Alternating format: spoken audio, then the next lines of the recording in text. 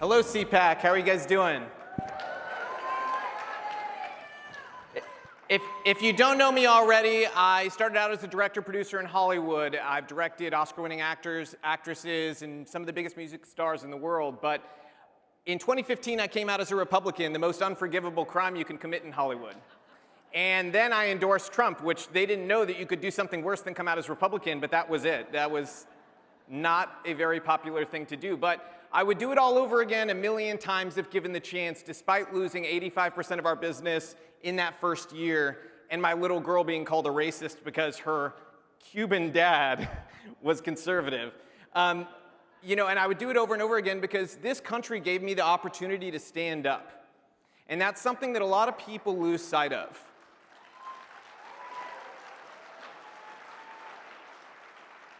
There's people in China and in Cuba who don't have that luxury. So I will stand up every single time. So today I am here to stand up and tell you that I am critically concerned about the relationship that big tech has with the Democratic Party and government at large.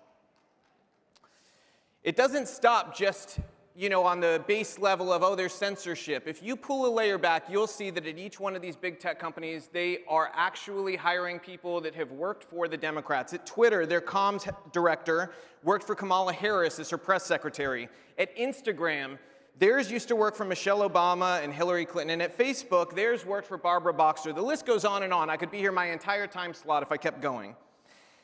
To make matters worse, there's people in Congress who actually endorse their silencing of you, and not only that, they believe it should go a step further. They want there to be a social credit system because then you'll be so afraid to state your opinion that you'll hold it back for fear that your business will be destroyed, your access to the platforms will be destroyed. This is why we need to acknowledge as conservatives that we are in a culture war and we are losing.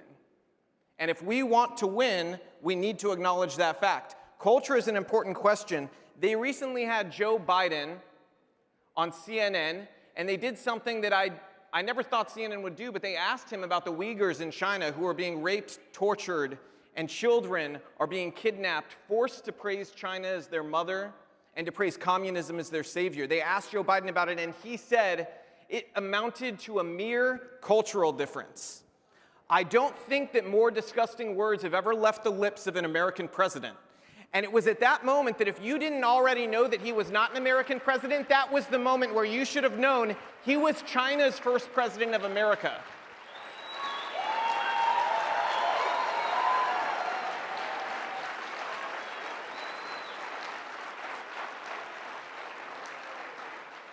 And why is that important? That's important because our own culture is shifting. So if he can discredit that to just a mere cultural difference, what will the leader of the Democratic Party and the Democratic Party at large do when our own culture shifts to a point where, I can give you an example. Recently, a lawyer at PBS, yes, PBS, where they make children's show, a lawyer there called for Republicans' children to be put into re-education camps. So what happens if our own culture shifts to that point where that becomes acceptable? I think we all know the answer to that, and that's why we have to fight back. So I want to praise the people who are doing it right.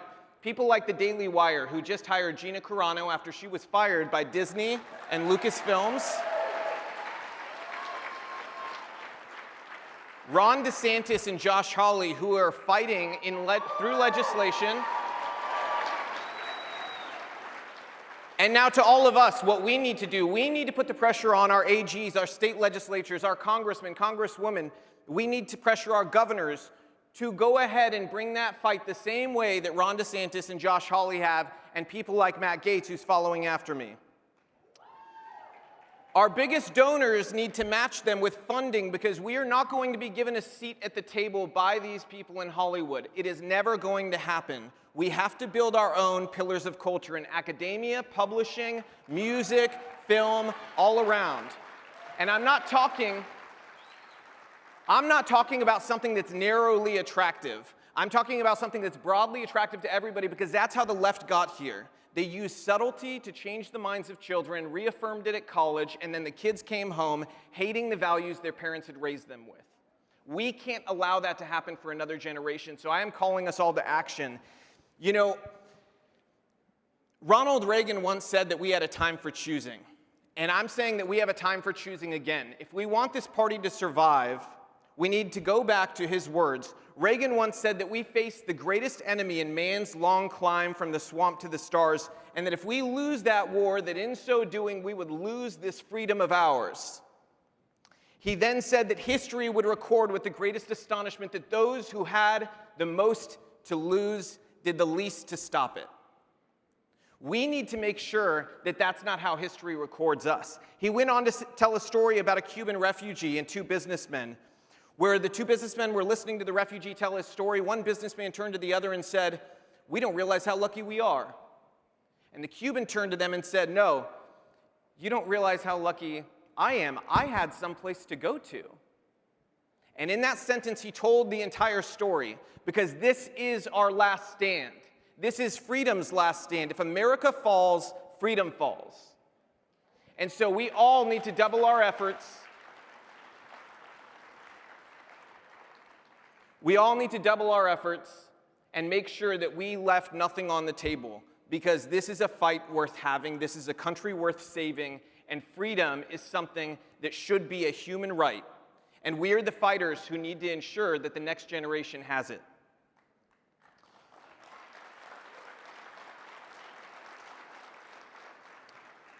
This country is what makes possible for my own mom to come from Cuba, going into the unknown, leaving the only home she'd ever known after it was stolen by communism, only able to bring one item with her. She brought a doll that was passed down in the family, and that doll, its head was smashed in by a soldier. And I say that because I want you to know that that's what leftism does. It steals everything from you. And so this is our last stand. I hope you join me in fighting for freedom. That's why I'm able to stand up here. That freedom in America is the reason I can be here and say that I am running for Congress in the state of Tennessee in 2022.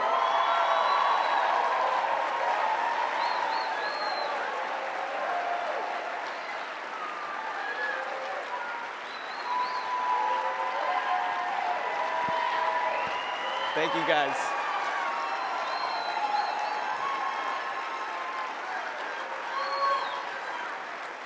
And lastly, I just want to say that this is my last remark. Mark Zuckerberg, Jack Dorsey, a wave of lions is coming in 2022. We will not allow you to get away with what you've gotten away with anymore. You fight for the establishment, we fight for the people, so get ready, because you are going to have the biggest fight on your hands that you two have ever had, and that goes for everybody else in big tech. Thank you, guys.